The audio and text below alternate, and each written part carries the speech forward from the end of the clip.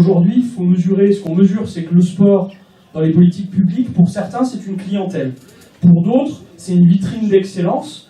Un petit peu comme au salon de l'agriculture, on présente les meilleures bêtes. Voilà, là, on présente les meilleurs athlètes, on les met en avant. Le sport serait uniquement une logique d'entretien corporel, finalement.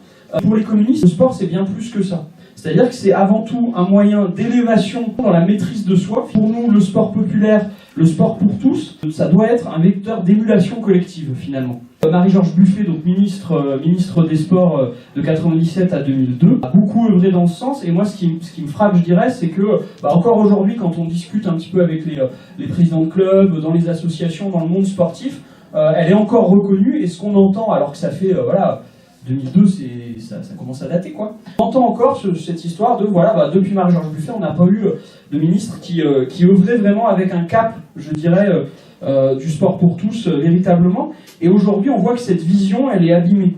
Elle est abîmée parce que on a le sport business qui prend toute sa place et qui écrase tout le reste, avec y compris jusque la privatisation d'un certain nombre d'espaces collectifs, de stades, ainsi de suite. On a l'individualisme également qui grandit avec un esprit de commerce, et de sport commercial.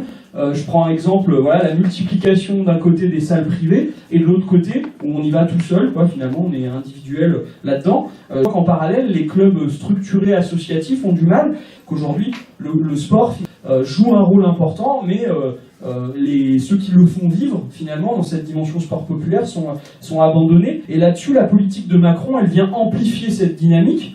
Avec finalement des budgets en baisse, on aura les témoignages qui vont en parler, précisément alors même qu'on va accueillir les Jeux Olympiques de 2024.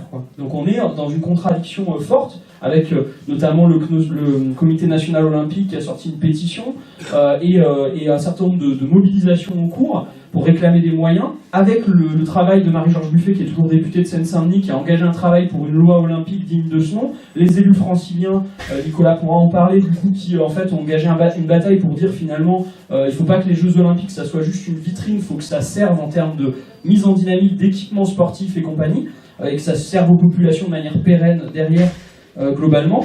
C'était de faire un peu l'état des lieux et de tracer de la perspective aussi, parce que l'enjeu, c'est pas seulement pour nous d'être dans la contestation de ce qui se passe, évidemment, il faut y être, mais c'est aussi de construire, et je dirais même surtout, de construire des axes de bataille structurants sur un certain nombre d'enjeux pour finalement porter un projet qui soit ambitieux.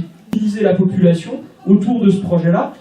Donc l'objectif de cette soirée, c'est vraiment qu'on puisse brosser ensemble un état des lieux et tracer un peu des grands axes revendicatifs communs à faire vivre derrière dans la cité, dans la société, parce qu'il va falloir construire un rapport de force pour faire plier les choses. La situation du sport en Isère, on a des clubs phares qui attirent un peu la jeunesse pour aller dans les clubs, mais la problématique à l'heure actuelle dans les clubs sportifs, c'est non seulement la perte des finances du CNDS, mais aussi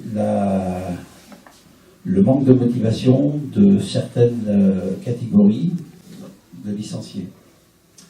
On est en train de réfléchir pourquoi les jeunes dans les clubs quittent le club à 14-15 ans. Nous, on a une réponse, c'est parce qu'ils changent d'activité scolaire, ils passent du collège au lycée, et à ce moment-là, il y a pas mal d'enfants qui ne continuent pas à avoir une activité dans un club sportif.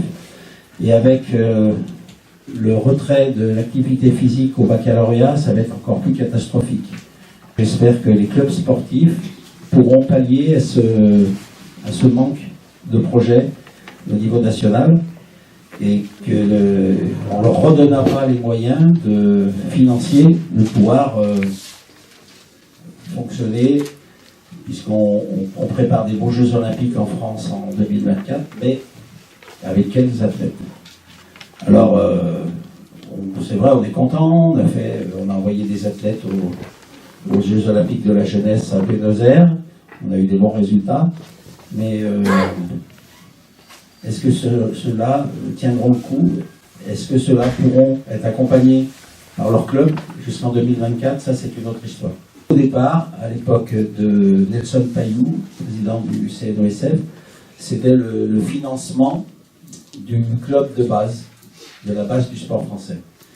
Donc, on a eu une ministre qui a transformé ce FNDS en CNDS, c'était Marie-Georges Buffet, qui, pour beaucoup de sportifs et d'élus sportifs qui ont connu beaucoup de ministres, a été la meilleure ministre des sports dans notre pays. Et je pense que cette transformation du FNDS en CNDS avait été super bien appréciée et que le mouvement sportif français touchait des subsides de l'État assez importantes pour pouvoir fonctionner dans de bonnes conditions. Depuis 4 ans, on a eu une baisse annuelle d'environ 12% sur les subventions CNDS.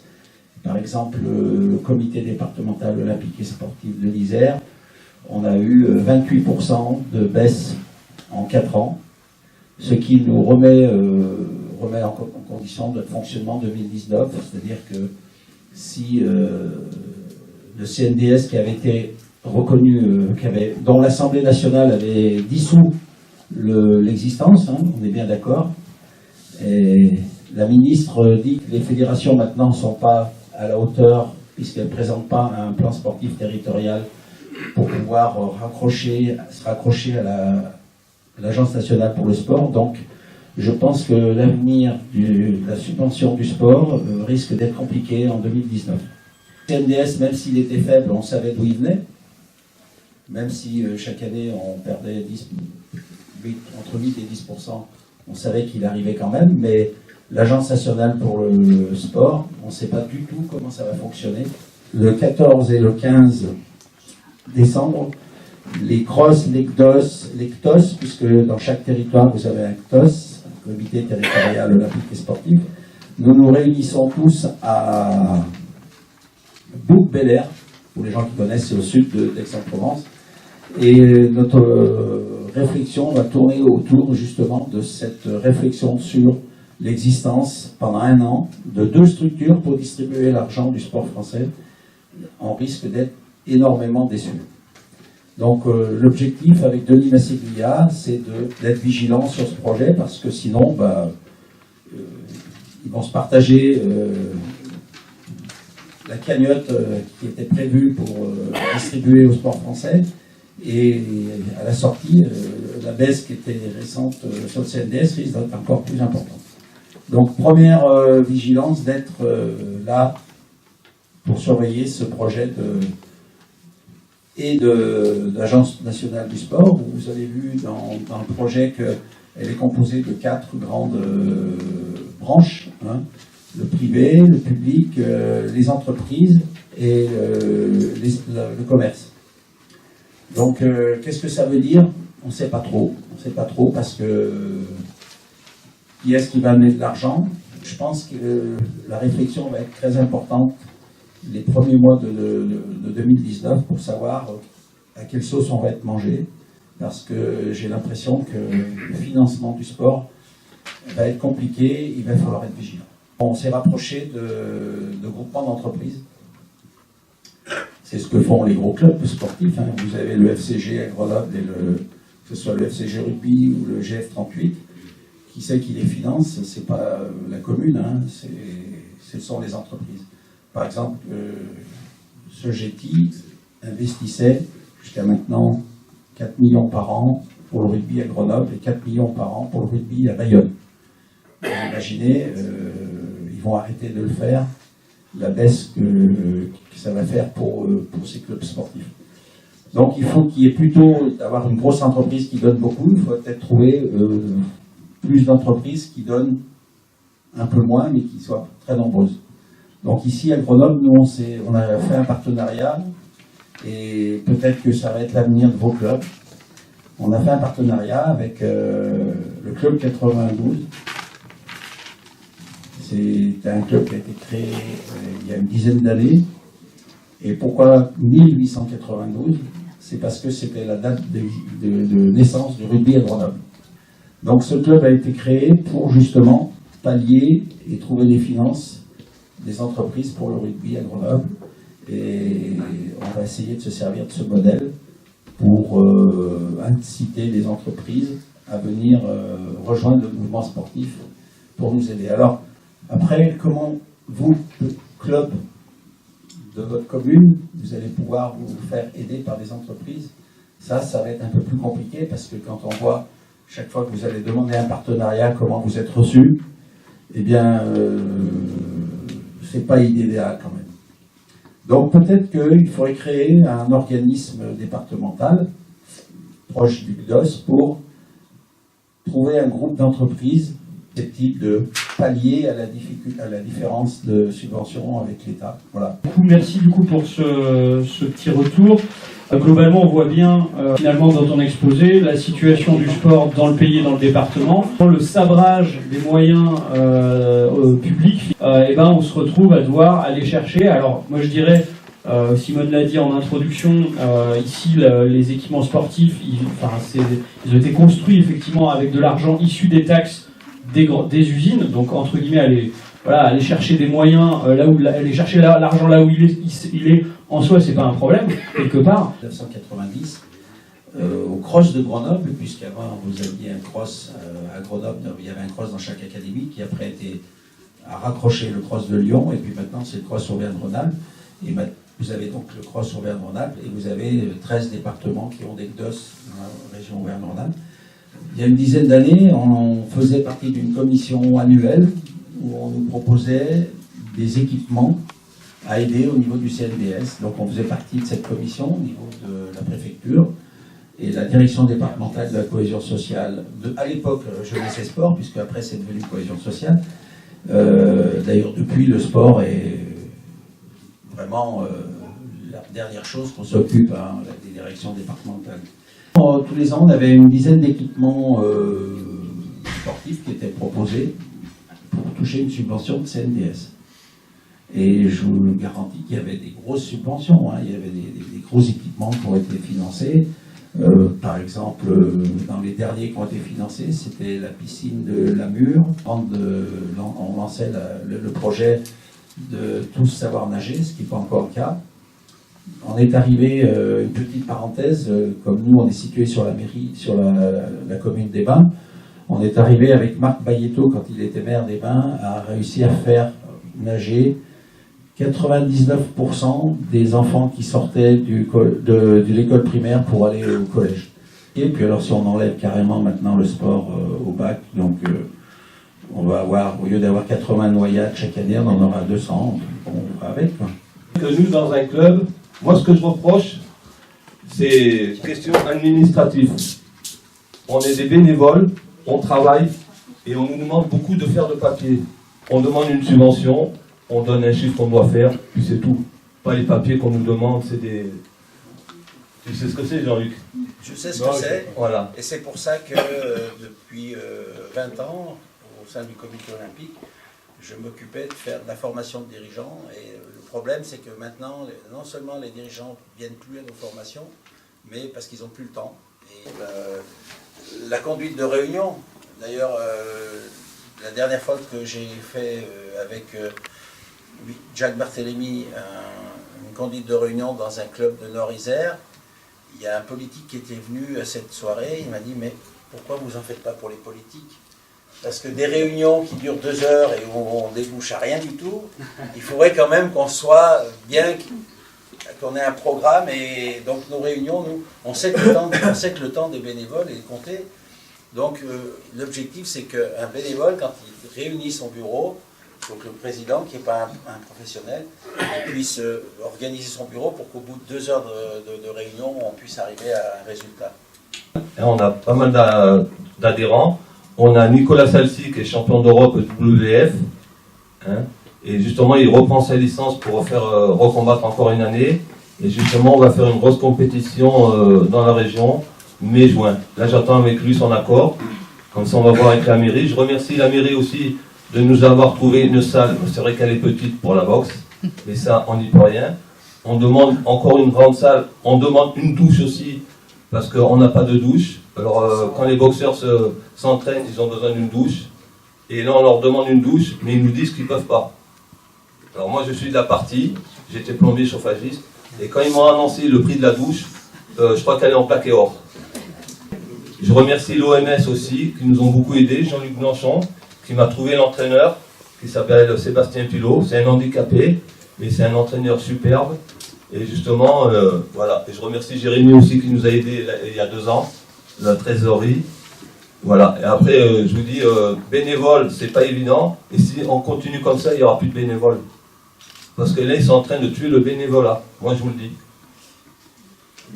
Auxquels sont confrontés les clubs de taille petite et moyenne, je dirais, et sûrement les gros clubs aussi. Et donc du coup, je vais passer la parole à Amandine sans transition.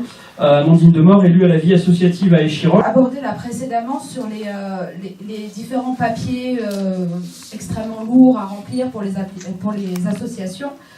Rappeler que les obligations réglementaires sont de plus en plus lourdes, ça c'est certain.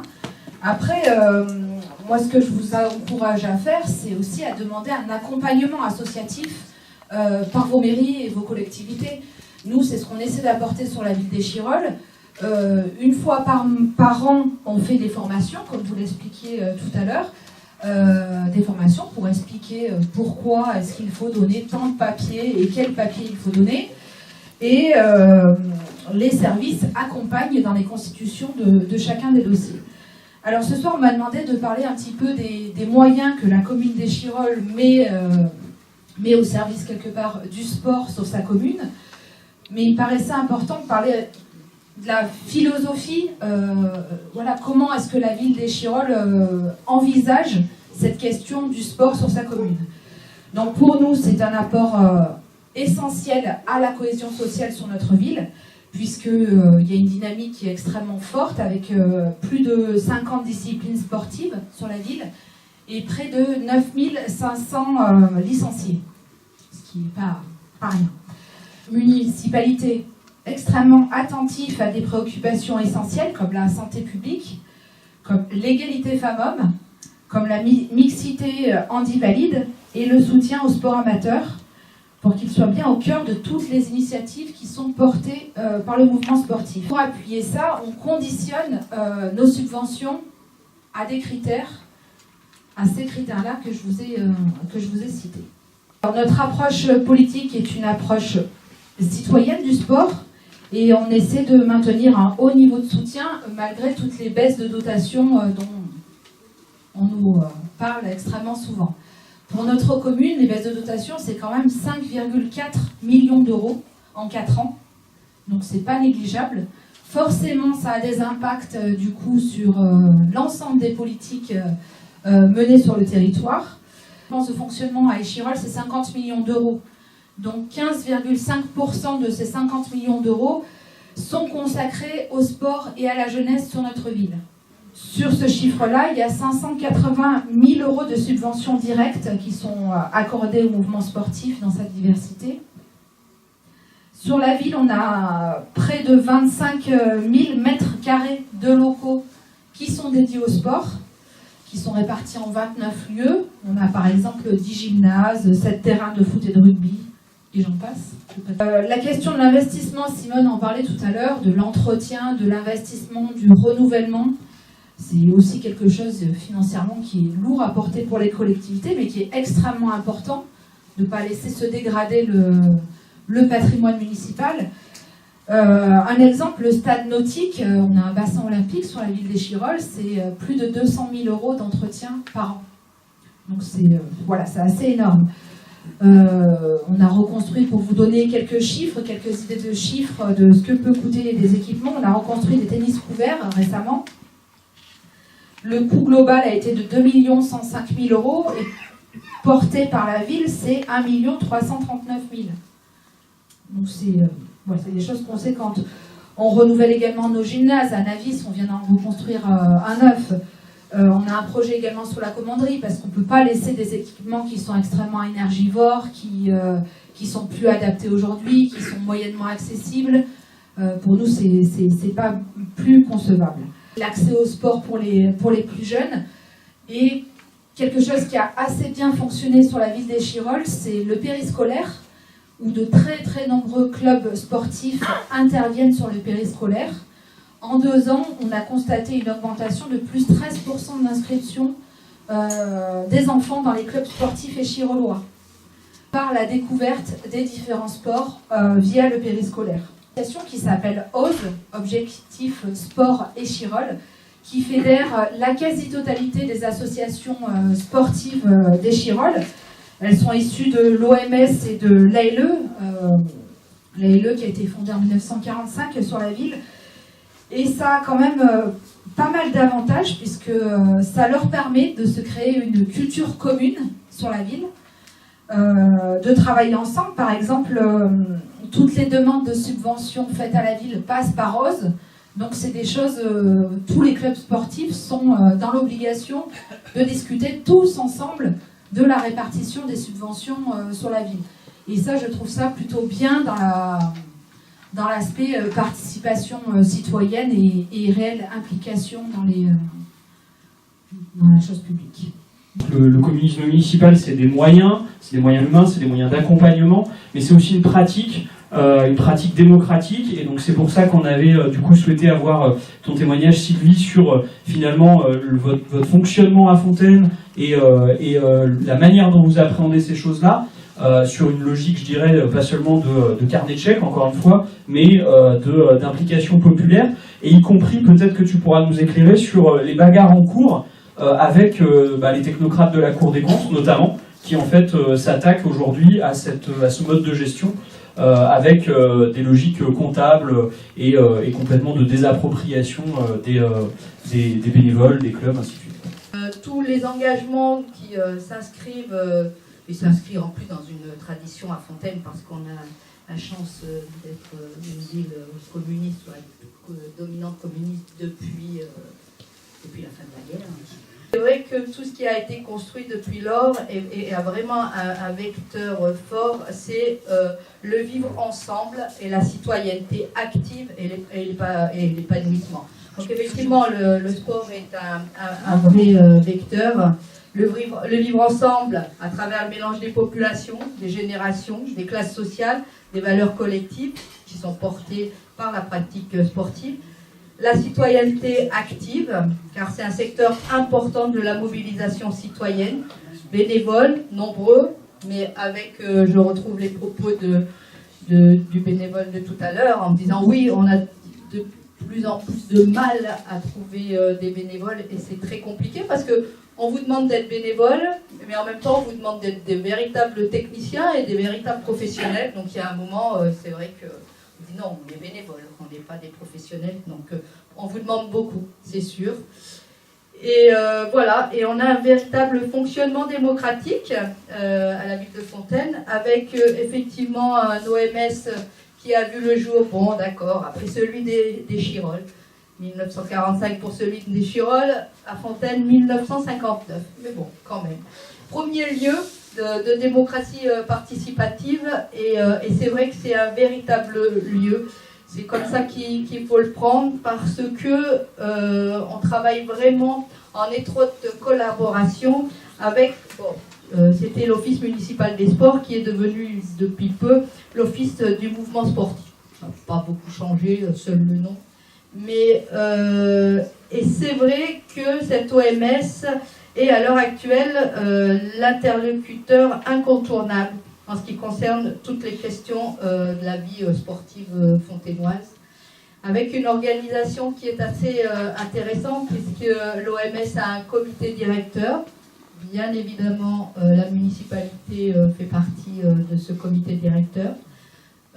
Comité directeur qui se réunit une fois par mois avec tous les présidents de tous les clubs, 50 clubs sportifs sur la ville de Fontaine. Débattu vraiment toutes les questions liées au sport, mais vraiment dans son sens large. Donc chaque président arrive avec ses problématiques, donc on peut parler des problématiques de douche.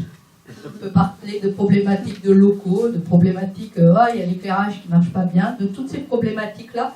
Mais on peut parler aussi de problématiques financières, et c'est avec l'OMS qu'on a pu mettre en place l'aide à l'adhésion au mandat précédent. Effectivement, on s'est aperçu que certaines familles fontainoises avaient du mal à inscrire leurs enfants pour pratiquer un sport. Et donc nous avons mis en place avec l'OMS, financé bien évidemment en totalité par la ville de Fontaine, d'une aide à l'adhésion qui consiste à aider les plus démunis en fonction de leur quotient familial, entre 30 et 50 euros, pour pouvoir inscrire son enfant dans un club sportif, quel qu'il soit. Le rôle de cette OMS, c'est d'analyser les documents financiers, de travailler et d'accompagner toutes les associations qui ont peine à remplir leur comptabilité et à faire tout ça.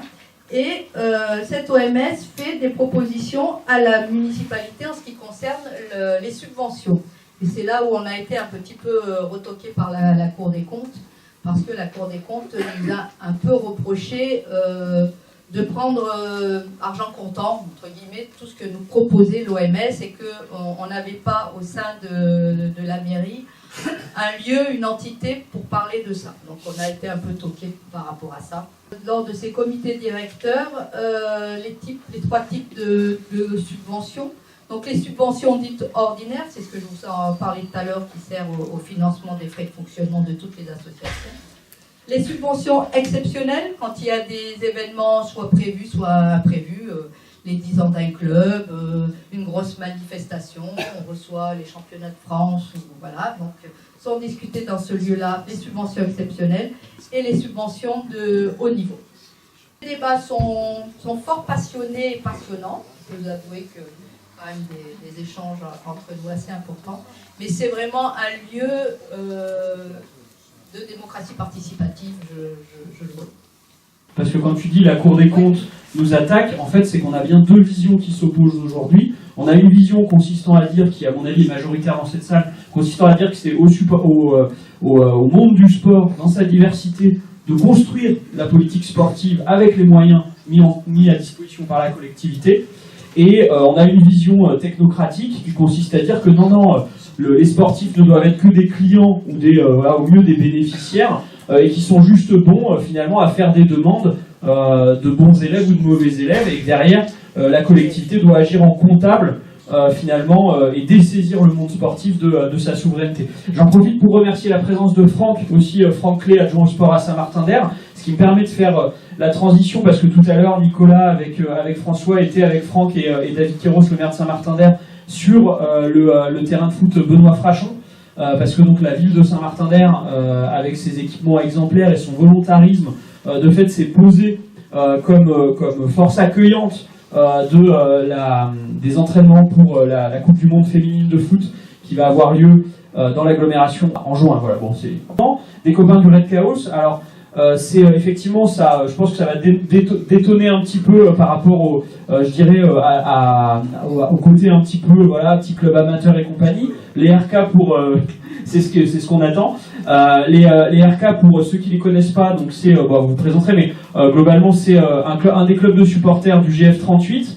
Et je dirais encore bravo à vous. Moi, je voudrais vous féliciter déjà sur les actions que vous pouvez mener, notamment les actions de solidarité, mais y compris les actions d'engagement. Vous allez peut-être pouvoir nous en dire un peu plus sur contre le sport business et compagnie, sur la place des supporters. Je finirai là-dessus en vous passant la parole. C'est jamais évident de prendre la parole devant tout le monde, mais dans le fond, on a toujours tenu à avoir une profonde indépendance des uns et des autres, et notamment des partis politiques. Mais il faut bien comprendre que notre militantisme pour la cause supporter, ce qu'on appelle les ultras, vous avez déjà entendu parler de ça à la télévision. Alors BFM TV, c'est pas le meilleur prisme pour se faire un avis sur le milieu des ultras, mais notre militantisme ultra, il est quelque part profondément social et profondément humaniste, en tout cas à Grenoble et ailleurs en France, mais je fais pas de généralité parce que c'est pas partout pareil, hein. Il y a clairement des tribunes dans certains stades français qui ont été accaparés par l'extrême droite, et nous, comme on voit le mouvement supporter et le mouvement ultra, il est profondément social, humaniste, et du coup ça rejoint un bon nombre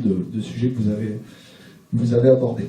Tout à l'heure, quelqu'un a parlé de la démocratie dans le sport, et un des sujets sur lesquels on passe beaucoup de temps et d'énergie, c'est la liberté d'expression que peuvent avoir les supporters dans les stades de football aujourd'hui en France. Il y aurait plein de choses à dire à ce sujet. Moi, ce que je voulais simplement, c'est profiter de l'occasion pour essayer de redonner un petit peu de crédit à l'image des ultras, parce que il se passe bon nombre de choses en France dans les stades. Il n'est pas question de légitimiser la violence ou tout un tas d'autres choses, mais il fait pas bon d'être un supporter ultra aujourd'hui en France. Ceux qui viennent un petit peu au stade et qui suivent ça de près le savent. On est passé d'une époque où on était simplement des supporters de foot, certes extrémistes parce que passionnés et toujours à fond, à des vrais militants de la cause supporter, parce qu'on se rend compte que de plus en plus on a des lois anti-supporters qui en France, et le mouvement ultra, le berceau du mouvement ultra, c'est en Italie, et ils ont l'habitude de dire qu'en termes de répression, c'est d'abord dans les stades et après dans la cité. C'est-à-dire que ce que vous avez en termes de... Un des sujets d'actualité dernièrement, c'est les interdictions administratives de manifestations. Ça a surpris plein de gens, y compris dans certaines mouvances politiques. Nous, on connaît ça par cœur, dans les stades de foot, les interdictions administratives de stade, c'est-à-dire qu'on empêche certaines personnes de pouvoir accéder au stade et supporter son équipe. Mais ce ne sont pas des décisions prises par des tribunaux après un jugement où on a donné la possibilité à la personne concernée de se défendre avec des arguments et un avocat. C'est simplement un préfet qui, en fonction de son humeur, sort un arrêté préfectoral et interdit, pour prévenir d'éventuels, encore faut-il qu'ils soient avérés, mais d'éventuels troubles à l'ordre public, interdit de personnes d'accéder au stade. Donc il y a tout un maillage sur le territoire entre les supporters et les ultras qui a commencé à prendre forme depuis une dizaine d'années. Et aujourd'hui, la structure qui représente tout ça, c'est l'ANS, l'Association nationale des supporters, qui rassemble tous les groupes ultras, la majeure partie des groupes ultras, ou non d'ailleurs, parfois des simples supporters, et qui se défendent avec des avocats sur les interdictions administratives de stade, les interdictions de déplacement, la liberté d'expression dans les tribunes. Donc c'est vrai qu'on pourrait faire le lien sur tout ce qui concerne la démocratie dans le sport et même dans les tribunes. Un des points sur lesquels je voulais insister, c'est que souvent on a tendance, et ça c'est propre à certains partis politiques ou mouvances, notamment de gauche, d'opposer le sport professionnel et le sport amateur. Souvent à raison, parce que quand on voit jusqu'où ça va, le financement du foot professionnel, l'arrivée du sport business, ce que peuvent gagner les footballeurs, etc., etc. Mais c'est aussi souvent au détriment de tout ce qui peut se passer dans un stade professionnel, et je trouve qu'à Grenoble c'est le bon exemple. Je vais vous prendre pour illustrer cette espèce de contradiction ou des paradoxes. Le serpent de mer qui illustre bien le monde professionnel du sport et du football à Grenoble, c'est le Stade des Alpes. Quand ils ont créé ce stade, nous on faisait clairement partie des gens qui essayaient de faire descendre ceux qui étaient dans les arbres et qui essayaient de faire en sorte que ce stade ne voit pas le jour. Alors on est passé pendant des mois et des années pour les pires des capitalistes qui étaient là pour donner du crédit aux différentes sociétés qui avaient un intérêt financier à construire le stade, mais pas du tout, et on se rend compte que 10 ans après, dans ce stade, dans la tribune ouest qu'on occupe aujourd'hui, il se passe des choses, tu en as parlé tout à l'heure, profondément sociales, comme des collectes alimentaires, des collectes de vêtements, les gens se rassemblent et parlent de choses qui concernent l'antiracisme, qui permettent d'avoir une force de frappe à Grenoble pour lutter contre l'extrême droite. On n'a pas la prétention de le faire constamment, mais ponctuellement, les Rétiao et les supporters de foot ont pu faire barrage à l'extrême droite localement. Et puis dans tous ces milieux-là, par exemple la fête du travailleur alpin, on retrouve des gens qui 10 ans avant ne voulaient pas que ce stade voie le jour. Et puis on se rend compte qu'en fait on est du même côté de la barrière. Et c'est assez drôle. C'est assez drôle de voir la méconnaissance que peuvent avoir les gens et les amalgames qu'ils peuvent faire simplement sur le football professionnel. C'est pas parce que Cristiano Ronaldo et Neymar touchent des millions d'euros à la seconde que tous les supporters de foot qui sont dans les stades sont au pied de tous ces gens-là, et au contraire on voit qu'il y a une vraie lutte contre le sport et le foot business d'une manière générale. Alors, c'est quelque chose, c'est une composante, on va dire, de la vie sportive, et en tout cas c'est en tout cas quelque chose qui était important.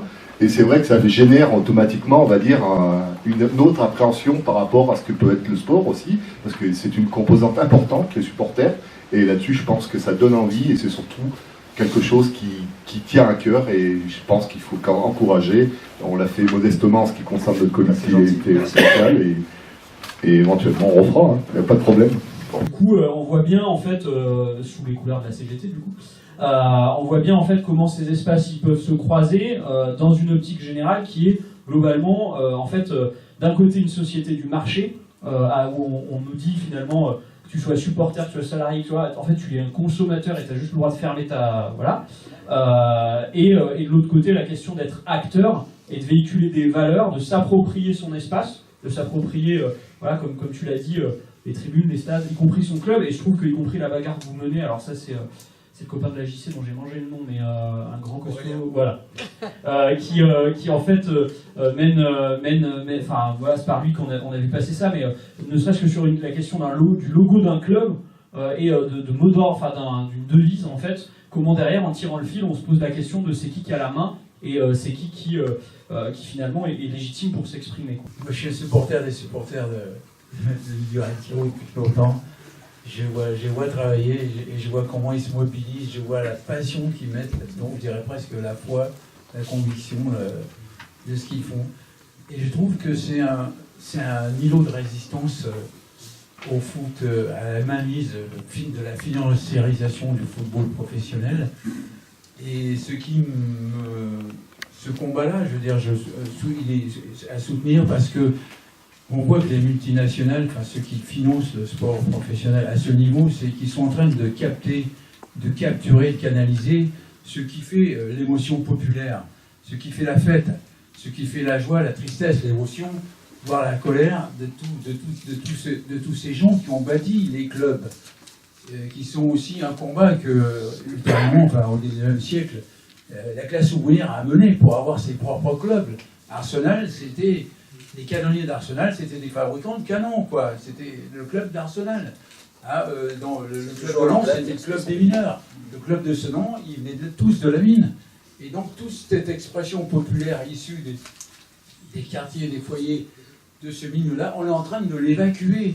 Et à travers le supporterisme, on veut jeter le peuple des stades. On veut des enclaves. On veut des enclaves où ils sont parqués, représentés pour telle chose, et les autres, c'est le sponsorat, c'est les invités, c'est ceux qui financent, et c'est les gens bien pensants, bien portants, bien payés, qui sont aux bonnes places, et on fait des enclaves. Voilà. Et ce combat pour la démocratie dans les stades, pour l'expression populaire de ce qui est l'origine du sport et du football en particulier, puisqu'il s'agit du foot, je trouve que c'est une bataille à mener pour ne pas se faire confisquer l'émotion, pour ne pas se faire détourner la joie populaire d'être ensemble, de fêter une victoire ou même de pleurer ensemble si on est battu et éliminé. Et donc c'est tout ça que je vois moi aussi dans cette bataille que Julien exprime avec ses potes qui sont là et toute la bande qui sont aussi devant le stade. L'autre jour il faisait de la collecte de solidarité, il distribuait des tracts d'information et je dirais bravo. Ça c'est aussi ce témoignage-là, moi il me plaît beaucoup. Et puis alors, Jean-Luc, j'ai juste une remarque, Jean-Luc, si tu me permets, par rapport à ton intervention au club 1892. Il me semble que tu as un peu dérivé par rapport à ce qu'on discute ensemble depuis quelques temps. C'est quand même les dirigeants du sport, CONSF et DOS, dont tu es une figure éminente, dévouée, appliquée et conséquente. C'est qu'il y a eu quand même un appel à boycotter la fête du sport au mois de septembre. Il y a eu la menace d'une grève, d'un week-end sportif, si le gouvernement continuait à vous taper dessus comme il est. Et finalement, dans la gouvernance démocratique du sport, les orientations sont données aujourd'hui, y compris à travers la loi. Ça veut dire que tu seras un petit soldat au garde à vous, si tu laisses faire.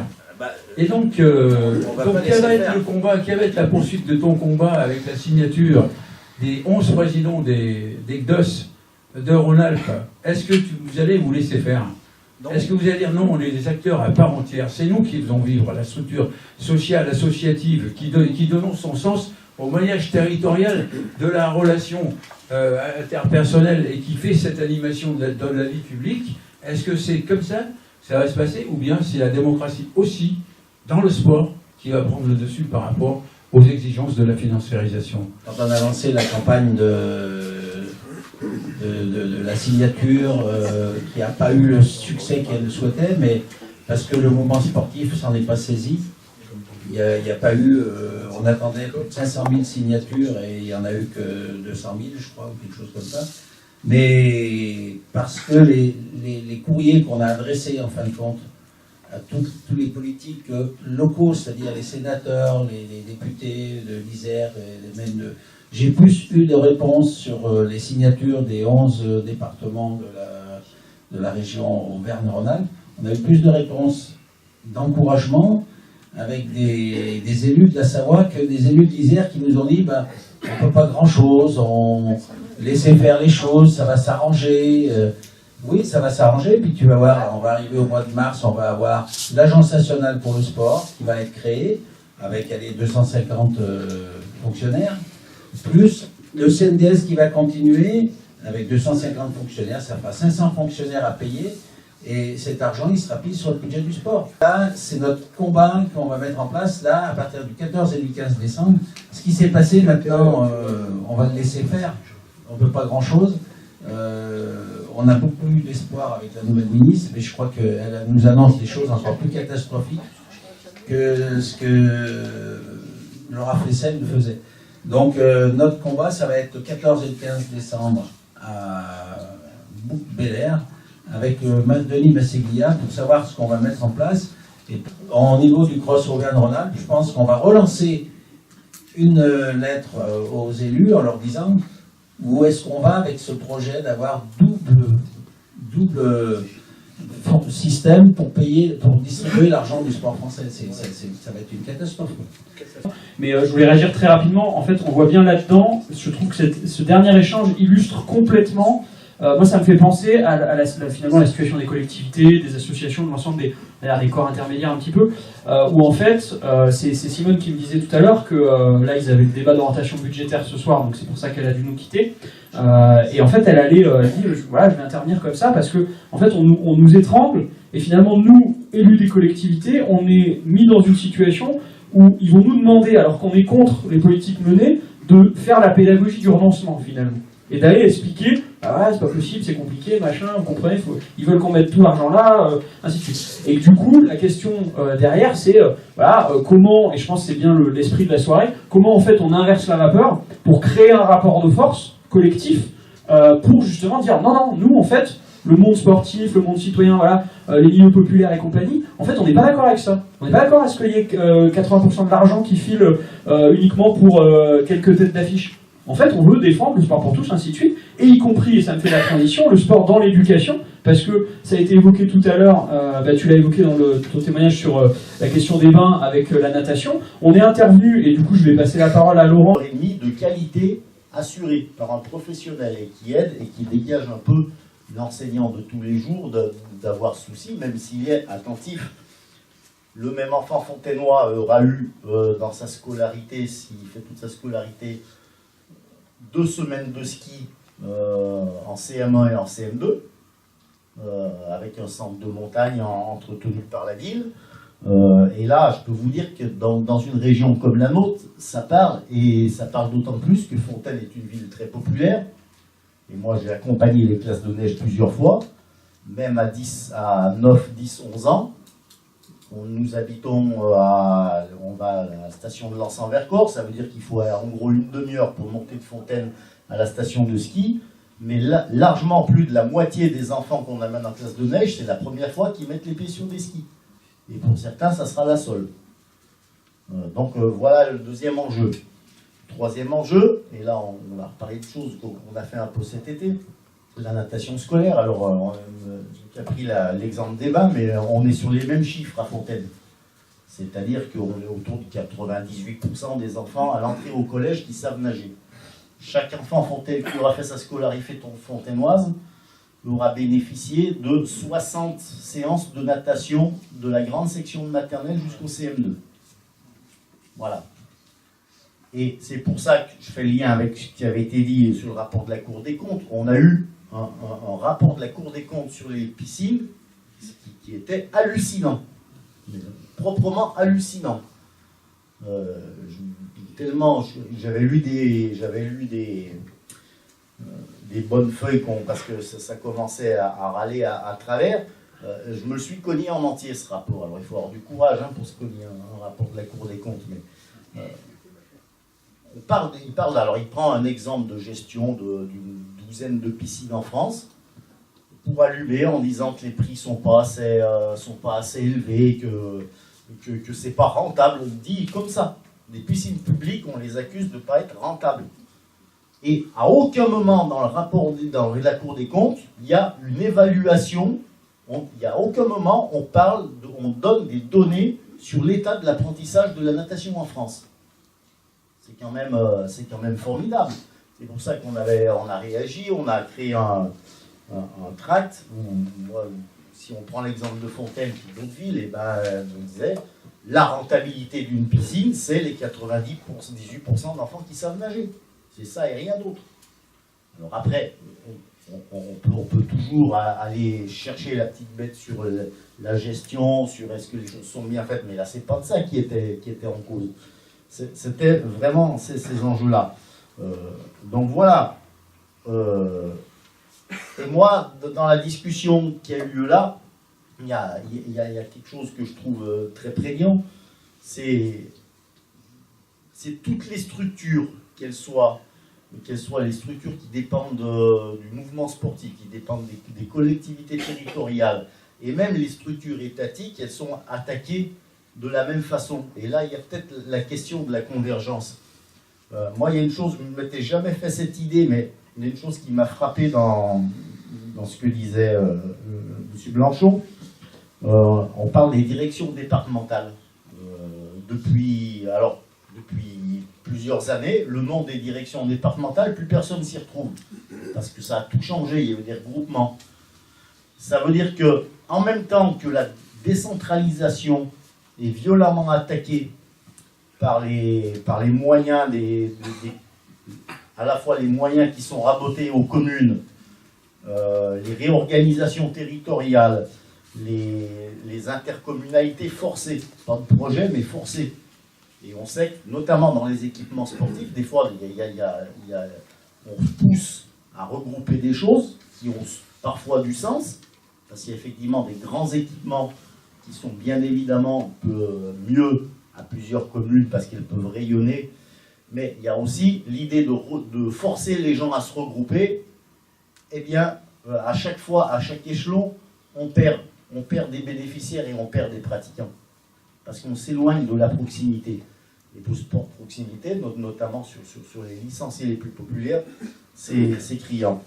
Et là, je me suis fait la remarque que la décentralisation a été attaquée, mais la déconcentration aussi.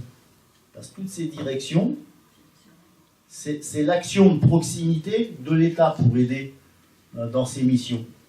Et quand on a regroupé ces directions et qu'on voit bien quand on fait des grosses machines qui de plus en plus sont régionales plutôt que départementales, avec la région regroupée, et qu'en plus on y regroupe des choses très différentes, eh bien on voit qu'il y a toujours des parents pauvres, ça a été dit. Le sport, c'est la dernière roue du carrosse de la DDCS. Donc voilà, ça veut dire que je pense qu'il y a une large convergence de bataille à mener entre tous ces acteurs-là, avec pour finalité effectivement le sport pour tous, et donc vraiment l'activité physique de l'enfant est quelque chose qui est primordial et qui, je le répète, qui devient une question de santé publique primordiale. Il y a de l'intérêt public, il y a de l'intérêt collectif, et cette question de la natation, c'est notamment, pour tirer le fil, en fait c'est une question d'intérêt public, on parle d'enjeux de vie derrière et de salubrité. Je vais te passer la parole à Alexandre, donc Alexandre qui est secrétaire du SNEP FSU. Les profs d'éducation physique, ouais, dans leur statut, ils ont donc des cours de PS obligatoires, donc l'éducation physique obligatoire, et le sport scolaire, donc les associations sportives, où chaque professeur d'éducation physique a un forfait de 3 heures pour l'animation du sport scolaire, avec des rencontres qui ont lieu le mercredi après-midi. Alors, pour commencer sur ce qu'on retrouve un petit peu dans tous les témoignages qu'il y a eu là, c'est qu'il y a un énorme fossé entre des grandes déclarations, des grandes communications politiques sur le sport, et en particulier de faire à la France une nation de sportifs, augmenter les pratiquants sportifs, augmenter de 3 millions le nombre de pratiquants sportifs. Donc des ambitions un affichage politique et la réalité. Aujourd'hui, l'éducation physique, c'est 20% de profs en moins. On a supprimé 20% on était à 800 postes au concours, donc au CAPEPS. En une année, on est descendu à 630, 20% de postes en moins. Alors que le nombre d'élèves avait augmenté de 26 000. 26 000 élèves de plus et 20% de profs en moins en éducation physique. Pour la rentrée prochaine, vous avez déjà tous dû entendre que 2650 postes en moins et 32 000 élèves supplémentaires à l'école. Ce qui fait que nos conditions de travail, les profs d'éducation physique, ne font que se dégrader. Quand je dis éducation physique, c'est aussi tous les autres enseignants. Puisque moins de profs, c'est effectif de classe qui augmente. Donc on passe, par exemple là j'ai des classes à 30, 32 en 6e, 5e, 4e, 3e. Donc effectivement, ou alors recours massif aux contractuels, etc., avec des gens qui n'ont pas de formation, qui sont très peu protégés parce qu'ils n'ont pas de statut, etc. Donc il y a le problème de l'emploi. Moins de profs d'éducation physique dans les établissements. L'austérité, c'est moins de services publics, parce qu'il faut diminuer la dépense publique. Donc l'éducation nationale est aussi fortement touchée par ces mesures-là. Et l'éducation physique et sportive, très particulièrement.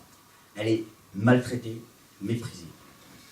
Ça avait commencé sous Vallaud-Belkacem, avec la fameuse réforme du collège, etc. Vallaud-Belkacem, à un moment donné, l'éducation physique était supprimée de l'évaluation au diplôme national du brevet, et on avait des programmes qui étaient vides de contenu. C'est-à-dire que Vallaud-Belkacem, la conception d'éducation physique qu'elle avait, c'était une éducation physique qui est uniquement contributive à créer un climat, apaisé, un climat dans l'établissement scolaire. Mais par contre, l'éducation physique et sportive n'était plus considérée comme une discipline à part entière, une discipline constitutive. Une volonté aussi d'inspection, etc., générale, de gommer toute référence aux activités physiques, sportives et artistiques. Dans les programmes, ces termes-là n'apparaissent plus. On raisonne uniquement en termes de compétences, donc les 8 compétences européennes, etc., définies par l'OCDE. Et donc l'éducation physique doit contribuer à l'atteinte de ces 8 compétences, voilà. Mais on ne parle plus, donc on pourrait faire ce qu'on veut, etc., tant qu'on atteint les compétences, qui sont en fait des finalités éducatives, parce qu'on utilise, je ne vais pas développer sur le terme de compétences, mais voilà. Donc elle avait supprimé les profs d'éducation physique et sportive au diplôme national du brevet, des contenus qui étaient, des programmes qui étaient vides de contenu culturel, plus de référence à la culture, et à la culture notamment que sont les activités physiques et sportives et artistiques. Blanquer a continué. Elle a continué avec la suppression de postes, parce que encore sous le gouvernement précédent, il n'y avait pas de suppression de postes, il y avait une augmentation, il faut quand même le signaler, qui n'était pas suffisante. Donc là, lui, il supprime les postes, et en plus, il en rajoute avec la réforme du lycée. La réforme du lycée aujourd'hui, alors c'est pas qu'il n'y aura plus d'éducation physique et sportive, mais l'éducation physique et sportive est la seule discipline qui n'aura pas de spécialité. C'est-à-dire que jusqu'à présent, il y avait des options lourdes en éducation physique, et notamment pour des jeunes qui se destinaient au métier du sport, qui allaient rentrer dans les STAPS, etc. Donc il y avait des options lourdes, c'était les enseignements d'exploration et de complément. On a supprimé ces enseignements-là, et on n'a rien mis à la place. Ce qui fait qu'il n'y aura plus que 2 heures d'éducation physique, alors dans le tronc commun, mais seule discipline qui n'a pas de spécialité. Ça en dit long quand même sur la conception qu'ils ont et la place de l'éducation physique dans l'école. On rajoute encore sur la voie professionnelle, diminution des horaires d'éducation physique, puisqu'on perd sur les 3 années, alors déjà, on est passé à 3 ans sur la voie professionnelle, avant on était à 4, on diminue l'offre de formation, on fait moins d'écoles, et donc l'éducation physique, pareil, on réduit les horaires d'éducation physique. Et je pense quand même que les élèves qui sont dans ces types de formations, etc., ce sont des élèves bien souvent qui sont issus de milieux sociaux les plus démunis, les plus fragiles, et ont besoin d'un accès à la culture et d'un accès au sport que doit offrir le service public. Former ce citoyen, c'est lui faire acquérir des savoirs sportifs dans notre cas à nous, pour qu'il puisse justement s'émanciper, qu'il puisse se libérer des contraintes, etc., et se former à devenir un citoyen lucide, critique, etc. Donc maintenant, si je passe sur le sport scolaire. Et je pense que là, le sport scolaire, le mercredi après-midi, je pense qu'on va tomber sur pas mal de choses qui ont été dites là. Le ministre, et puis la direction nationale du sport scolaire, parce que c'est l'UNSS, c'est une fédération de l'UNSS qui regroupe un nombre, il y a beaucoup de gamins licenciés, puisqu'on est à plus de 1 million de gamins licenciés à l'UNSS, donc c'est quand même un sport scolaire qui est bien vivant, qui fonctionne bien, mais il fonctionne bien grâce à des collègues, grâce à des enseignants de PS qui s'investissent chaque jour, qui essayent de trouver des moyens, etc., pour le faire fonctionner le possible, mais ils ne sont pas aidés, alors pas du tout, par les différents gouvernements. Cette année, la décision qui a été prise, c'est d'augmenter de 10% le contrat licence, c'est-à-dire d'augmenter le prix des licences. Ce qui fait que, soit dans les établissements, on réduit l'offre de pratiques sportives, soit on fait contribuer les familles. Ce qui est contraire au service public de l'éducation. Voilà. Donc on fait payer les familles et on surenchérit le prix de la pratique sportive, et c'est les familles qui prennent. Ce qu'on a vécu nous sur Grenoble, et là ça rejoint un petit peu tout ce qui a été dit, c'est-à-dire qu'il y a un modèle économique du sport qu'on retrouve aussi dans le monde de l'école. Un autre modèle économique du sport. C'est-à-dire qu'on a eu l'organisation de ce qu'on appelle les School Winter Games, de toute façon l'anglicisme, etc. Les School Winter Games, donc les Jeux internationaux des jeunes, du ski, etc. Une grande manifestation, vitrine, qui a été organisée ici, sur plusieurs sites autour de Grenoble, qui concernait une petite élite de sportifs qui d'ailleurs pratiquent déjà le ski en dehors de l'école, etc., où des moyens énormes ont été attribués. D'ailleurs, je ne sais pas si les comptes sont encore équilibrés, mais ça c'est un autre sujet. Et d'un autre côté, on a des collègues qui n'arrivent plus à faire fonctionner le sport de masse. Dans leurs établissements, ils n'ont plus les moyens d'assurer le transport et les trajets de leurs élèves pour aller sur des rencontres sportives, même à l'échelle d'un district, du département, etc. Ils sont en contrainte budgétaire, ils n'arrivent plus à le faire. Donc, d'un côté, un sport vitrine pour une petite élite où on met les moyens, et d'un autre côté, un affaiblissement du sport de masse où les collègues n'arrivent plus à organiser le transport des gamins parce que augmentation des prix des bus, etc. Je finirai juste pour finir l'intervention, parce que c'est sur la question justement de l'individualisme, les pratiques et les pratiques commerciales. On vient de découvrir les nouveaux programmes de lycée. Je vous ai dit qu'il y avait une réduction Les programmes de lycée donnent une part importante aux activités telles que le step, la musculation, toutes ces activités qu'on retrouve dans les salles de sport commerciales, etc., et qui se font seules. On oriente vers une pratique seule de consommation, etc. Donc là aussi, il y a quelque chose de grave sur... et sur la natation, je finirai juste en disant, moi je viens d'arriver dans l'établissement à Sangnier, 32 gamins en 6e, et dans mon établissement, ils n'ont pas voulu parce que c'est un bahut où les gamins sont plutôt issus de bonnes familles. Donc on va privilégier le français, les mathématiques, les disciplines fondamentales. Je me retrouve seul pour enseigner la natation à 32 gamins. Et je peux vous dire que, pourtant je me creuse la tête pour trouver des formats pédagogiques et tout, parce qu'on a le discours, essayer d'organiser. À un moment donné, je suis désolé, je n'assure pas ma mission de service public. 40 minutes dans l'eau, 32 gamins, c'est-à-dire que je passerai 1 minute par gamin pour lui apporter quelque chose, pour le faire progresser. Mais on ne peut pas dire que j'ai des contenus exigeants, des apprentissages exigeants dans l'activité de natation, parce qu'on ne m'en donne pas les moyens. Qui est venu nous parler de la génération 2024. Donc il a dit on va doubler le nombre de classes sport dans les collèges et les lycées. Et là, il y a eu un bas de combat. Il a dit mais avec quel argent?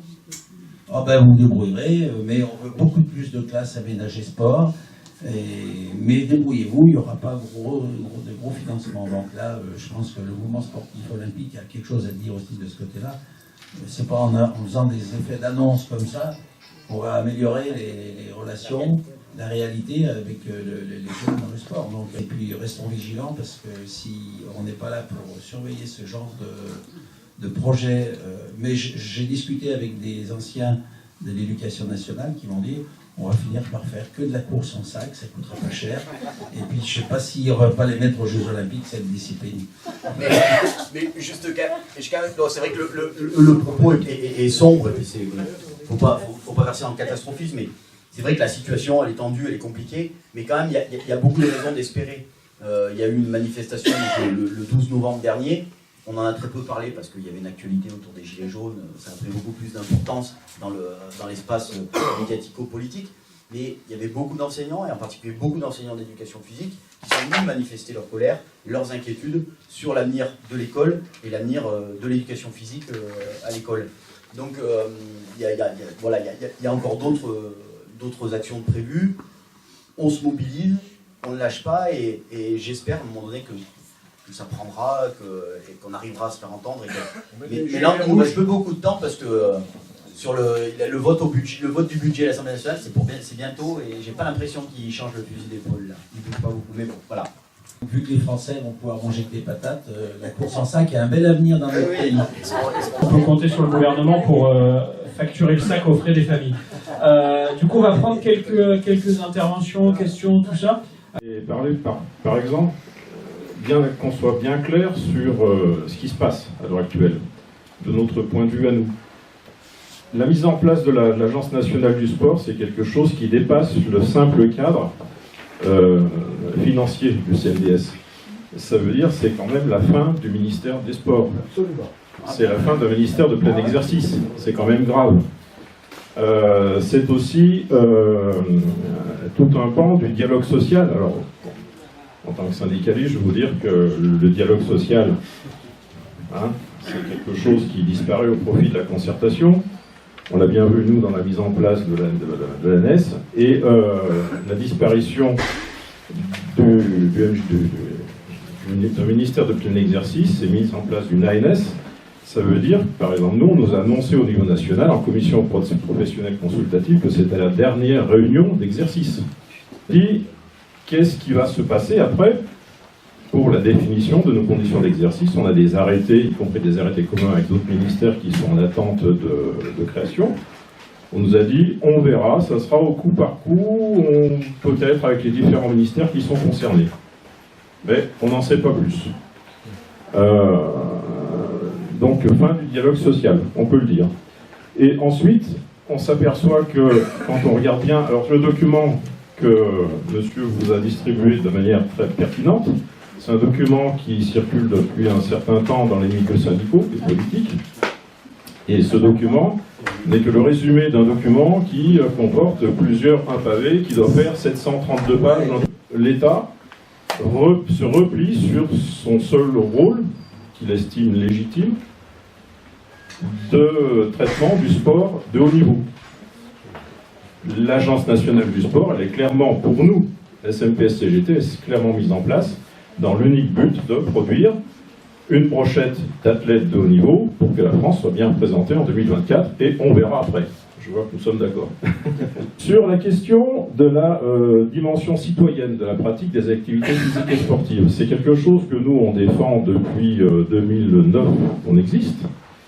Et donc, pour nous, le sport, les activités physiques en général, c'est un facteur d'intégration sociale, c'est un facteur d'épanouissement de l'individu, comme dans tout le projet CGT, dans tout projet collectiviste digne de ce nom.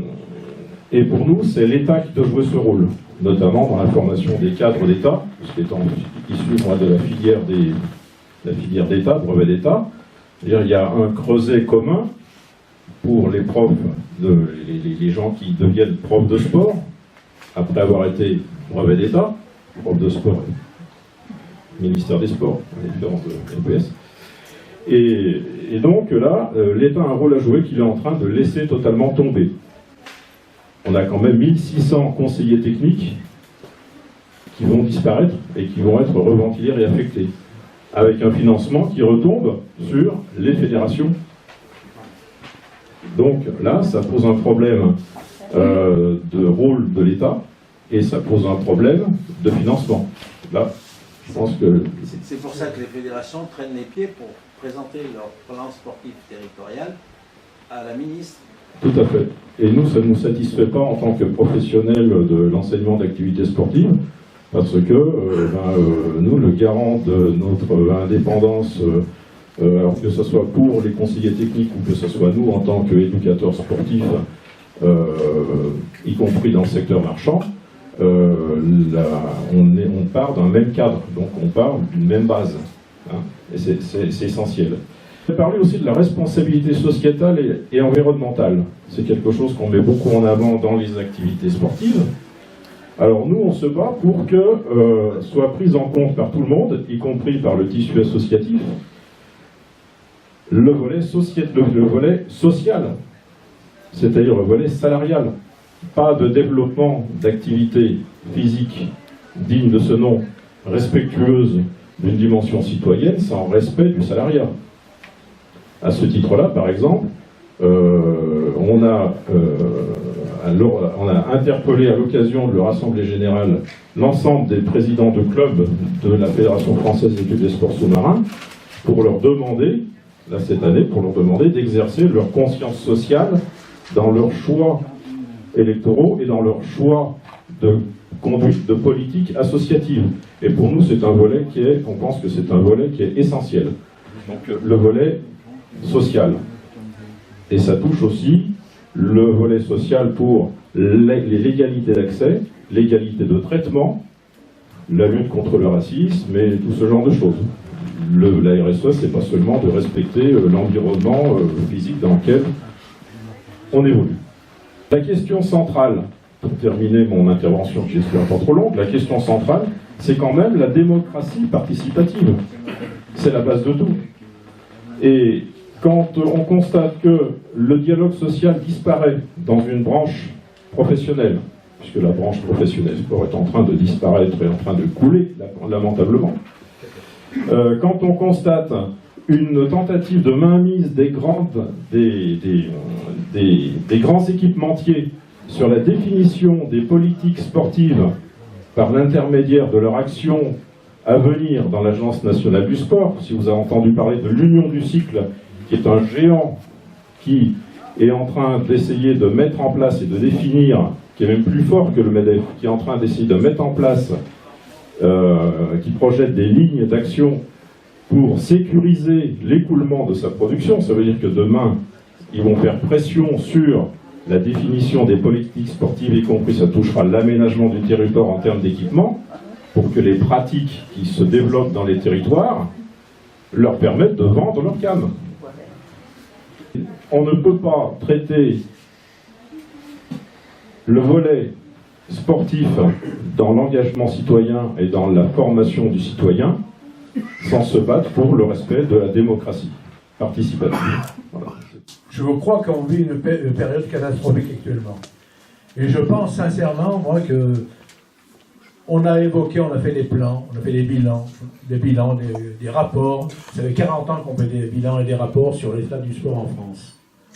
Or, constatation aujourd'hui, il n'y a plus de sport public en France. Inexorablement, on est dans une situation aujourd'hui où le sport public en France est mort. Il n'y a plus de budget pour aider le développement du sport public en France. On a laissé traîner inexorablement, à part Marie-Georges Buffet, qu'on a évoqué tout à l'heure, à part Marie-Georges Buffet, le budget des sports en France n'a jamais atteint les 2% réclamés, du budget de l'État. Jamais. On est encore en baisse cette année. Quand je vois les prévisions qui y a devant nous, je pense qu'il faut arrêter de tergiverser, je crois. Une chose ou l'autre. Une chose est où on accepte cette situation et on dit c'est inexorable, c'est comme ça, et on s'oriente vers autre chose.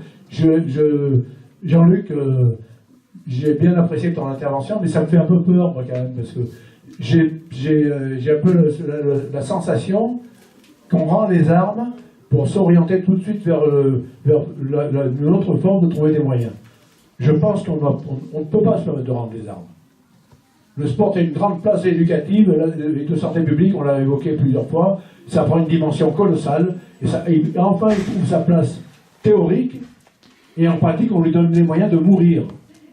Il y a quelque chose qui ne va pas, quoi, c'est pas possible. On a entériné la mort du sport public en France au profit du capital.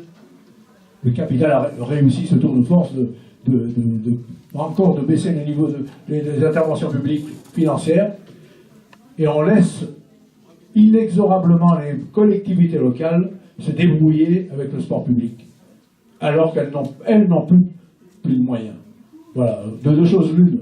Ou on accepte et on tourne le dos à ça et on s'oriente vers autre chose, ou on se bat collectivement, on se donne les moyens de se battre collectivement, on met notre gilet rouge, et on va dans la rue et on fait pareil. Peut-être qu'on fera bouger les lignes. Voilà. Donc je suis une habitante de Loisan, 11 000 habitants, c'est petit, 6 vallées, donc des moyens de communication un peu compliqués, ça tout le monde le comprend. Et puis on a quand même des superstructures, nous, mais c'est pour accueillir les touristes, ils n'ont pas forcément dédié à la population locale. Alors, on a Alpe d'Huez, hein, vous connaissez, Deux Alpes, Auris, enfin plus petit, donc Vaujany, qui est une spécialité un peu particulière, parce qu'avec ces structures et l'apport financier des barrages, du barrage de Grand-Maison, effectivement, là, il y a des moyens, je veux dire. Donc, nos jeunes, pour ce qui concerne, par exemple, la pratique du ski alpin, c'est quand même resté confidentiel hein, pour les locaux. Bon, sur le ski nordique, c'est un peu plus fréquentable parce qu'il y a l'apport des financements départementaux. Donc, ces gamins participent quand même dans ce domaine à ces activités quand il y a suffisamment de neige, parce que sur le ski de fond, c'est plus problématique. Donc voilà, moi c'est ce que je ressens de mon territoire. Il y a des équipements, Alpe d'Huez, Palais des Sports, je vous dis, super intéressants avec toutes sortes de possibilités, sauf pas ouvert tout le temps. Effectivement, vous n'avez pas ouvert tout le temps. Et donc, c'est plutôt l'extérieur qui bénéficie en fait de ces équipements. J'ai créé un club qui maintenant a 2000 adhérents sur Grenoble, qui était le club alpin Grenoble-Loisan. Et puis j'ai passé 8 ans à la présidence de la Fédération française des clubs alpins de montagne. Ce qui est en train de se passer là est dans l'affiliation de ce qui est dans les tiroirs depuis 10 ans. Depuis 10 ans, j'ai assisté à plusieurs réunions organisées par différents ministères de différents présidents. Il y avait un thème constant, qui était les fédérations doivent devenir des entreprises sportives à but non lucratif. Ce sont les utilisateurs qui doivent les financer. C'est pas nouveau, ça. En revanche, regardant le document, là, je pense qu'il y a une accélération considérable par rapport à ce qui existait au préalable. Je pense que c'est pas étonnant. Le sport, je vois pas comment le sport pourrait échapper à une logique qui traverse la totalité des champs sociaux dans la société où nous vivons. La question qui me paraît évidente aujourd'hui, c'est comment résiste-t-on et avec qui? Je pense qu'une des pistes dans ce qui a été dit, là, je crois vraiment que c'est par l'expression des besoins d'une volonté commune, locale, qu'on peut arriver à créer un mouvement. Moi, je suis absolument convaincu que ce qui est là-dedans, ça a une seule raison: permettre à l'État de continuer à se désengager financièrement du champ sportif. Ce qui est clair, c'est que le sport n'est plus considéré aujourd'hui par les politiques qui sont menées comme quelque chose d'aussi nécessaire que l'éducation. Mais si on continue, si on ne fait rien pour le sport, pourquoi est-ce que demain l'éducation nationale ne sera pas dans la même logique? Je pense que la question, c'est vraiment une question centrale. De mon point de vue, le sport n'est pas un supplément d'âme. Non, c'est une dimension considérable. Ce qu'il y a d'ailleurs, c'est pas moi qui l'invente, ça fait. Moi, ça dit, mais il y a un autre qui l'aurait écrit bien avant moi. Et il y a une dimension dans le sport qui est une dimension essentielle, et pas seulement pour que les gens se tiennent tranquilles et qu'ils soient bien, mais aussi pour qu'ils soient véritablement liés aux autres et capables d'intervenir dans la société. J'observe qu'aujourd'hui, concrètement, dans les clubs, puisque j'ai quand même si ça fait 2 ans que je ne suis plus président, dans les clubs où j'ai tourné partout en France, la logique de ce qui est en train de se développer encore, c'est qu'on est les clubs sont de moins en moins capables de promouvoir des activités qui soient des activités ouvertes à tous les gosses et à tous les jeunes. Là, finalement, ce qui se passe, C'est qu'on fait des propositions pour des gens qui ont de l'argent, qui sont capables de payer un minimum. Et donc là, je crois qu'il y a véritablement une déperdition et une aggravation de la situation. Je pense que la question centrale, c'est comment bâtit-on la résistance à tout ça. Un club de plongée sous-marine, et ce club est affilié à la FSGT, Fédération Sportive et Génie du Travail. C'est par la FSGT que j'ai appris la réunion de ce soir. Alors, je suis un petit peu choquée par la composition de l'Assemblée, mais c'est dû à mon ignorance. Les assises du sport, est-ce qu'au niveau de l'Isère, ça se tient tout à Grenoble, ou est-ce qu'il y a d'autres points de réunion au niveau du département? Je m'explique, je viens de Saint-Alban-de-Volserre, à côté de Pont-de-Beauvoisin, donc à 80 km d'ici. Saint-Alban-de-Volserre, 400 habitants. Alors je ne vous dis pas au niveau des installations de sport, au niveau des équipes de sport, etc. Donc voilà, maintenant peut-être qu'il y a des réunions dans l'Isère, comme celle-ci, en dehors de Grenoble. Si tout est centralisé sur Grenoble, quid des campagnes? Je pense qu'il faut voir un petit peu plus loin que par rapport à ce qui a été dit aujourd'hui. On constate que les gens vont dans des salles de sport. Ils vont faire ce qu'on appelle le sport individuel. Ils vont lever de la fonte, ils vont faire du step, ils vont faire éventuellement de l'aquagym, etc. Il faut se poser la question pourquoi les gens font de l'individualisme comme ça. Je sais à peine nager. J'ai essayé de trouver un club qui m'apprenne à nager. Donc on apprend à nager aux enfants. Pour les adultes, c'est des gens qui pratiquent, c'est-à-dire qu'ils font des compétitions. Pour les adultes qui ne savent pas nager, il n'y a pas de club. C'est nécessaire pour la santé, c'est nécessaire pour l'équilibre, c'est nécessaire pour beaucoup de choses. Et il y a très peu de... Ou alors, rentrer dans une équipe de foot, c'est pas à 30 ans ou 35 ans qu'on rentre dans une équipe de foot, ou dans une équipe de hand, ou dans une équipe quelconque. On a besoin d'avoir quelque chose qui permette de faire du sport par soi-même. Dans les clubs, il y a très peu de clubs qui offrent de pouvoir pratiquer éventuellement la marche nordique, effectivement. Sinon, tout le reste, c'est en individuel et on retourne dans quoi? Dans les salles de sport privées, payantes. Je suis étonnée qu'on n'ait pas parlé, c'est le sport santé. Le sport santé, c'est quelque chose qui est en train de prendre une importance considérable. Il faut considérer, j'ai été présidente de mutuelle aussi il y a quelques années, il faut considérer dans quel objectif le sport santé est mis en place. Le sport santé va arriver à un moment donné où le sport, l'adhésion à une salle de sport va être remboursée par la sécurité sociale. On y vient. Et ce qui fait qu'une personne qui ne fera pas de sport sera sortie de son parcours de santé. Ce qui est quand même très grave, c'est-à-dire qu'une personne qui est malade et qui ne pourra pas prouver qu'elle avait la possibilité de faire du sport et qu'elle n'en a pas fait, sera pénalisée par rapport au remboursement sécurité sociale mutuelle et le peu qu'il en restera. La seule catégorie professionnelle qui sortira de là, c'est les kinés qui vont voir arriver des tas de personnes qui ont fait du sport santé, qui seront cassées par le sport santé et qui seront obligées d'aller après prendre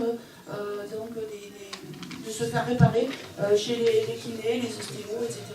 Il faut être très prudent par rapport à ça. C'est une très bonne chose, mais il faut être très vigilant et il ne faut surtout pas s'enflammer trop vite là-dessus. Juste un autre petit truc, les dispositions d'augmentation des licences pour les personnes, c'est vous qui en avez parlé. Faut penser que les JO 2024, il faut les payer et qu'a priori, il y a une augmentation sur les licences pour payer les Jeux Olympiques.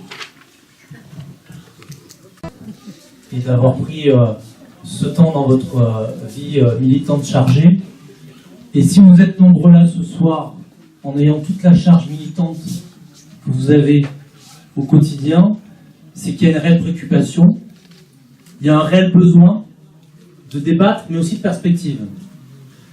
Alors, c'est pas en une conclusion que je vais régler vos problèmes, mais je vais essayer de vous donner un peu un chemin, une voie de réflexion.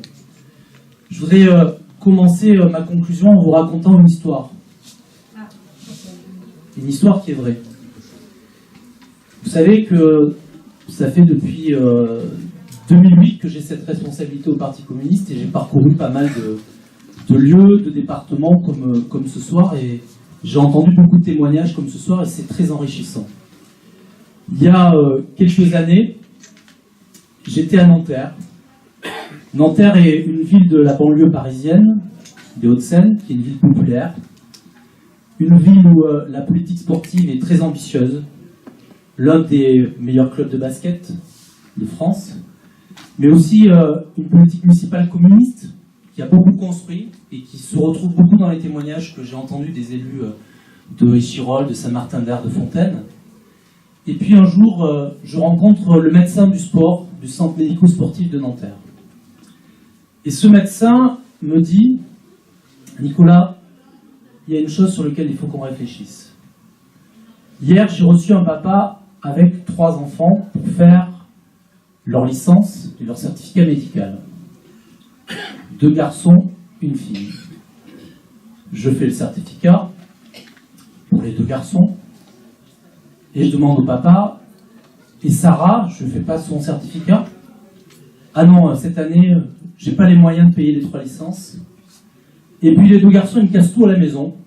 Donc j'ai besoin qu'on respire, que le samedi soit au foot, comme ça j'ai la paix. Et puis elle est gentille, donc avec maman, elle restera à la maison. Eh bien, dans cette anecdote, il y a toute la question que vous vous posez ce soir. À la fois la question de l'ambition du sport. Notre ambition à nous, c'est que cette petite Sarah elle fasse du sport comme tout le monde. Notre ambition, c'est que le sport soit un droit accessible à toutes et à tous sur notre pays, dans notre pays, sur notre territoire. Notre ambition, c'est que, quand tout à l'heure j'étais avec Franck, l'adjoint au sport de Saint-Martin, sur ce terrain de foot, qui va accueillir les championnats du monde de foot féminin, eh bien, il n'y ait pas une petite Sarah dans un coin qui regarde, mais qui soit sur le terrain. Et pour ça, il faut se donner les moyens. Il faut se donner les moyens de cette ambition, et on est dans une période où l'État recule, se désengage, et n'a pas cette ambition pour le sport pour tous et pour vous et pour tout le pays.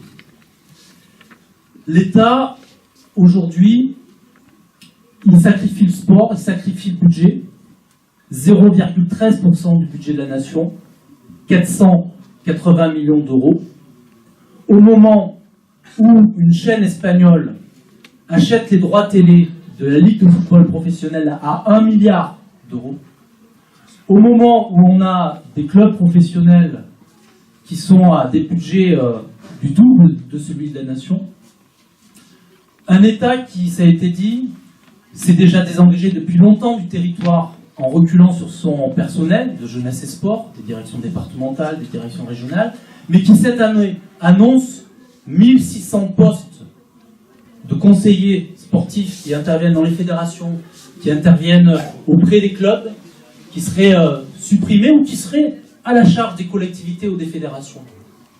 Un État qui a supprimé les contrats aidés et qui sont nombreux dans les clubs sur le territoire. Un État qui a baissé pendant longtemps les dotations aux collectivités, mais maintenant qui demande la contractualisation pour pas que les collectivités augmentent leur budget. Et qui en même temps, dans cette contractualisation, annonce demain la suppression de la taxe d'habitation. Et qui ne permet plus aux collectivités de lever l'impôt pour aller chercher les richesses. Donc un État qui, par son désengagement, organise le marché pour prendre l'espace sur le public et sur l'associatif sur notre territoire. Voilà l'ambition de ce gouvernement au moment où nous allons accueillir les Jeux Olympiques en 2024 en France, après avoir gagné la Coupe du Monde de football qui a amené un grand élan sur notre territoire pendant une semaine, sur les Champs-Élysées, des gens qui sont venus par milliers attendre des heures pour voir nos champions. Eh bien, nous pouvons aujourd'hui revendiquer que les Jeux Olympiques soient un moment pour que nous passions une étape et que ces Jeux Olympiques permettent le développement du sport pour toutes et tous dans notre pays, que ces Jeux Olympiques soient un accélérateur de territoire, que ces Olympiques apportent un héritage pour notre territoire, eh bien, pour le moment, l'État a tourné le dos à cet engagement et marque du mépris vis-à-vis des bénévoles qui s'engagent au quotidien, du mépris vis-à-vis des élus qui sont mobilisés au quotidien. Eh bien, moi, j'ai envie de vous dire un message. Si on veut que le sport soit un droit pour toutes et tous, que la pratique soit accessible à tous, si on veut que le sport ne soit pas une marchandise, mais vraiment ce droit, peut-être que nous pourrions porter ensemble une revendication.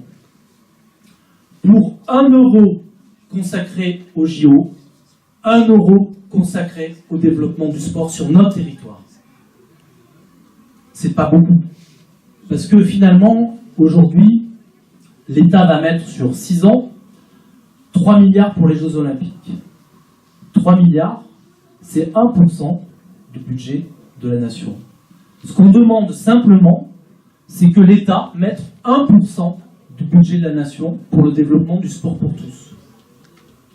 Et on pourrait commencer d'abord par doubler, passer de 480 000 à peut-être 800 000, et puis aller jusqu'en 2024 à 1 milliard.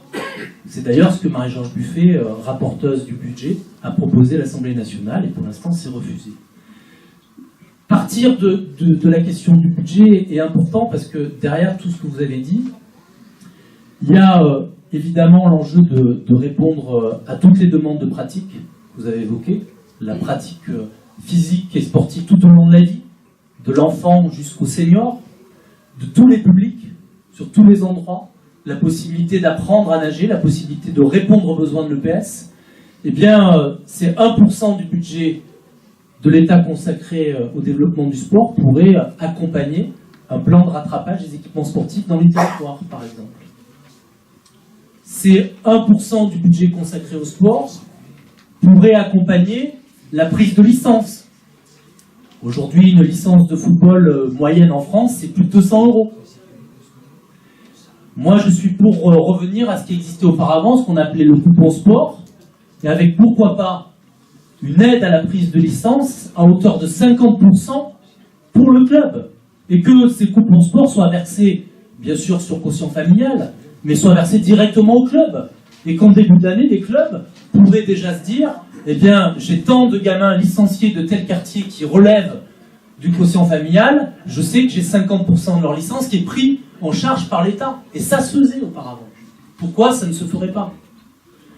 Ces 1% du budget consacré au sport pourrait permettre de relancer la formation d'éducateurs sur notre territoire, de formateurs qui sont en train d'être supprimés, c'est les 1600 postes en question.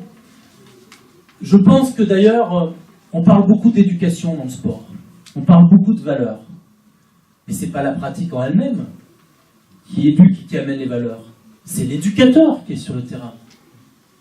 C'est l'éducateur qui est dans un processus d'apprentissage, qui est dans un processus de connaissance du corps. Je le disais tout à l'heure en discussion avec une journaliste, moi j'ai fait l'expérience d'une salle privée, de gymnastique privée, de musculation.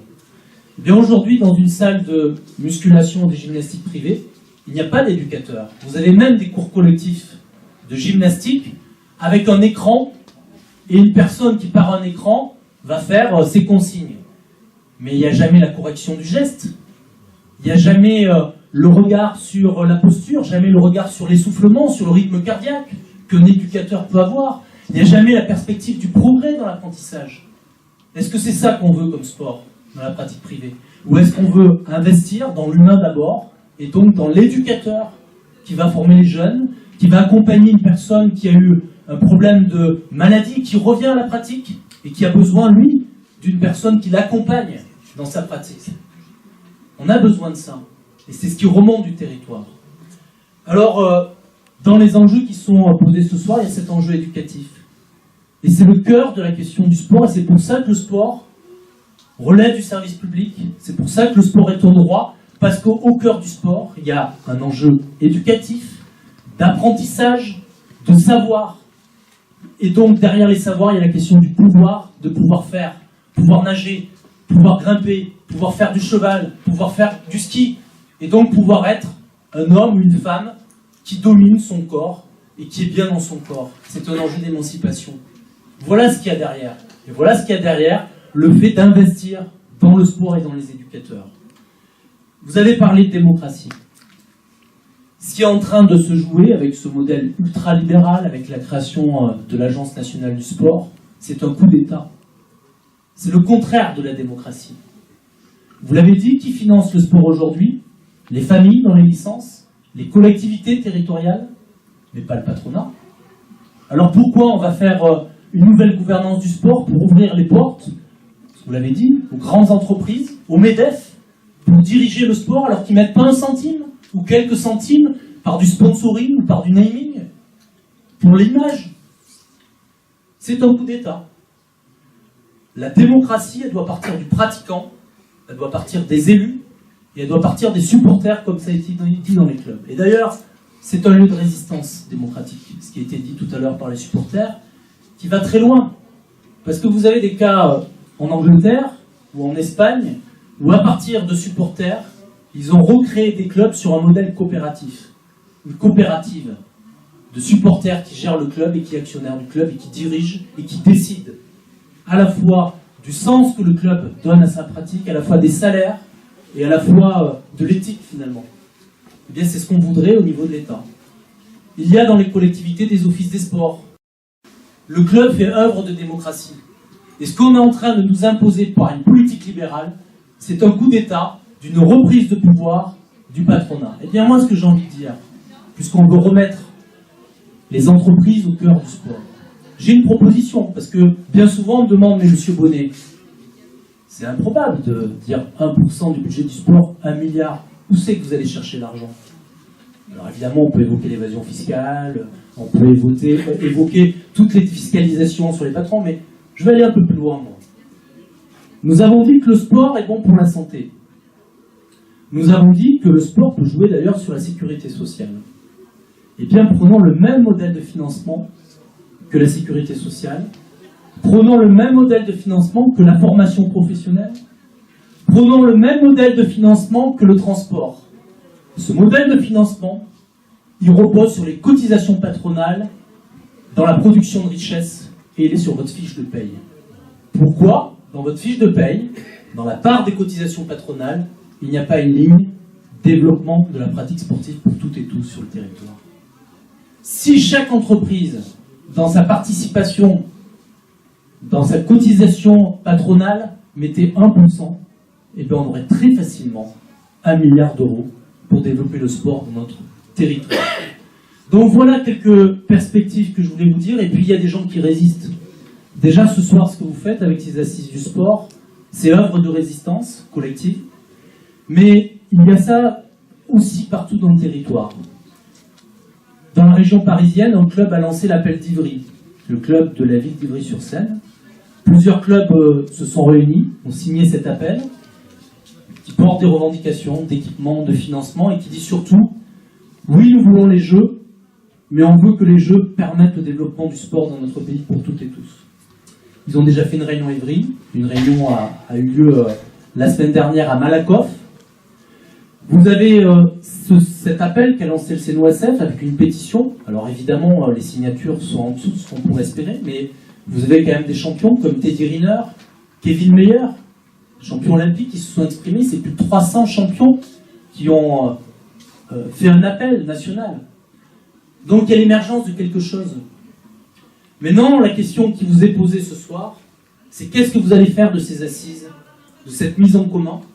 Qu'est-ce que vous allez faire de ces revendications? Et est-ce que ces revendications peuvent converger, ce qu'a dit Laurent Jadot, à l'échelle nationale avec d'autres territoires? Moi, j'ai envie, avec ce qui vient d'être dit ce soir, de faire le tour de France des clubs et de porter vos revendications, de les porter avec Marie-Georges Buffet à l'Assemblée nationale, et pourquoi pas d'en faire une loi sur le sport, une proposition de loi que nos parlementaires communistes pourraient porter, et changer de braquet, avoir une autre vision sur le sport, et retourner cette dynamique des JO pour vous, pour les pratiquants, pour les collectivités, et vraiment aboutir en 2024 à un droit d'accès au sport pour toutes et tous. Voilà, je vous remercie. pour la préparation de ces assises, à savoir le tour des clubs sur la mobilisation. Là, l'objectif, je pense qu'on a la matière pour le faire, pour continuer à élargir. Parlez-en autour de vous. Il y a une mobilisation à faire émerger. Merci.